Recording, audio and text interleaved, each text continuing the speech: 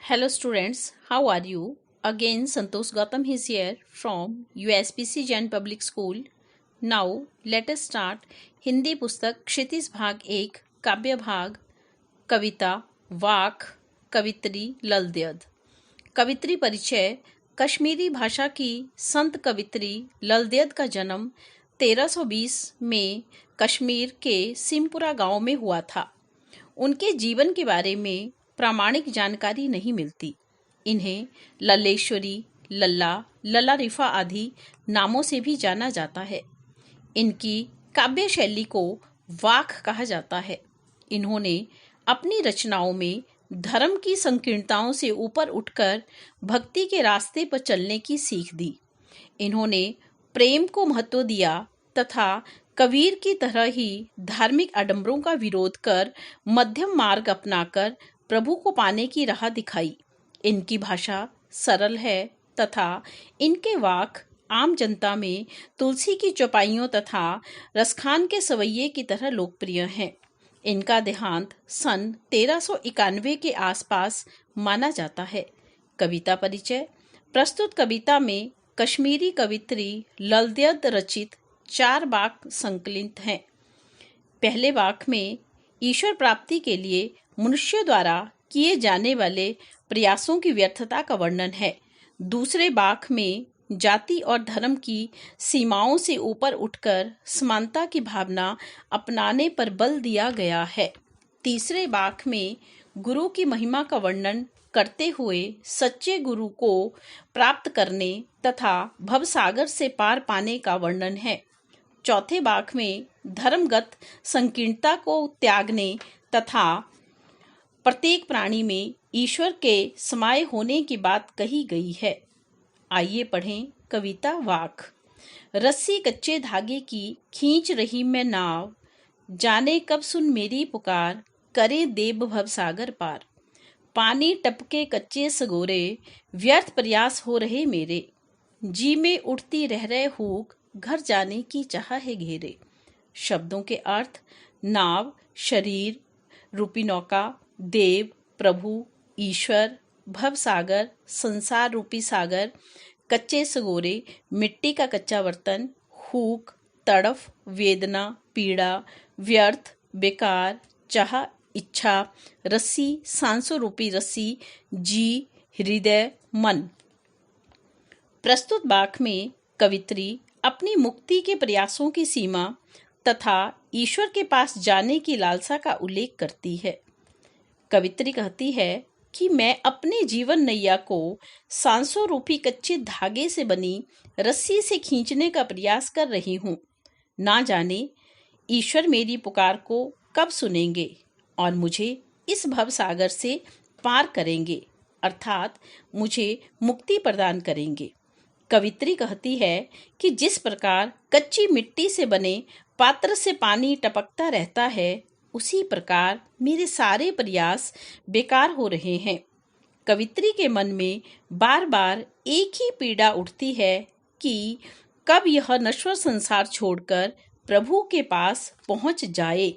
भाव यह है कि प्रस्तुत वाक में संसार को भवसागर तथा जीवन को नाव के समान माना गया है। जीवात्मा की यह इच्छा होती है कि अपने प्रियतम प्रभु के घर जल्दी से जल्दी जाए, लेकिन व्यक्ति की मुक्ति के प्रयास कई बार निरर्थक सिद्ध होते हैं। अलंकार। भवसागर में रूपक अलंकार है। रह रह में पुनरुक्ति प्रकाश अलंकार है। दूसरा वाक। खा खाकर कुछ पाएगा नहीं, ना खाकर बनेगा अहंकारी। सम खा तभी होगा संभावी, खुलेंगे सांगल बंद द्वार की।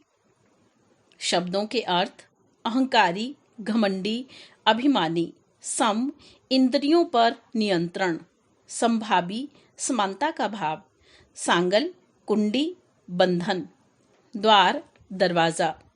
प्रस्तुत वाक में मनुष्य को संभावी बनने के लिए प्रेरित करते हुए कवित्री कहती है कि हे मनुष्य, सांसारिक वस्तुएं खा खाकर तुझे कुछ नहीं मिल पाएगा। ना खाकर तू अहंकारी अर्थात घमंडी बन जाएगा, अर्थात भूखा रहकर तुझे व्रत तप का घमंड आ जाएगा। ये दोनों ही स्थितियां सुखद नहीं है। यदि तुझे खाना है तो सम खा, अर्थात अपने अंतःकरण और बाहरी इंद्रियों पर नियंत्रण कर, अपनी इच्छाओं पर काबू पा। इसी से बंद दरवाजे की सांगल खुल पाएगी, अर्थात मुक्ति का रास्ता दिखाई देगा। भाव यह है कि इस वाक में कवित्री व्यक्ति से संभावी बनने तथा स्वयं पर नियंत्रण रखने की सीख देती है। इससे व्यक्ति की मुक्ति का रास्ता सुगम हो जाता है। अलंकार खा खाकर में पुनरुक्ति प्रकाश अलंकार, खुलेगी सांगल बंद द्वार की में रूपक अलंकार। तीसरा वाक आई सीधी राह से गई न सीधी राह, सुषुम सेतु पर खड़ी थी बीत गया दिन आहा, जेब टटोली कौड़ी न पाई माझी को दूं क्या उतराई।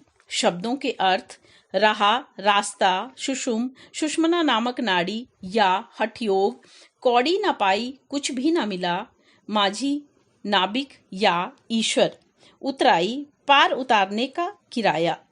प्रस्तुत वाक में कवित्री ने परमात्मा प्राप्ति के लिए हठयोग की व्यर्थता को स्पष्ट किया है।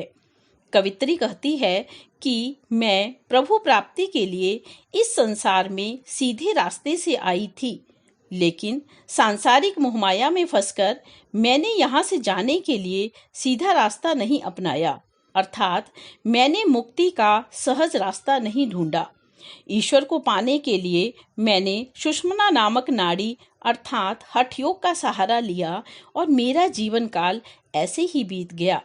जीवन के अंतिम समय में जब पार उतरने के लिए माझी अर्थात ईश्वर को कुछ देना चाहा तो मेरी जेब खाली थी, अर्थात मेरे पास सत्कर्म न के बराबर थे और जीवन में मैं कुछ हासिल नहीं कर पाई।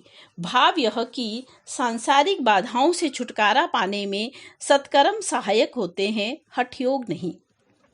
अतः ईश्वर को पाने के लिए जीवन में सहज रास्ता अपनाना चाहिए। अलंकार सुषुम सेतु में रूपक अलंकार है। अंतिम वाक थल थल में बसता है शिभी, भेद न कर क्या हिंदू मुसलमान, ज्ञानी है तो स्वयं को जान, वही है साहिब की पहचान। शब्दों के अर्थ थल थल कण कण में, प्रत्येक स्थान में, सर्वत्र।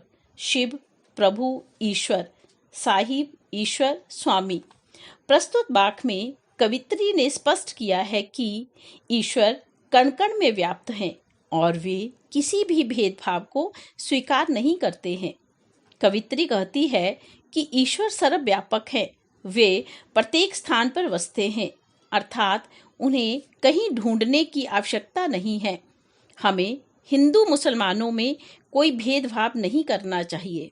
यदि हम ज्ञानी हैं तो हमें स्वयं को जानने का प्रयास करना चाहिए।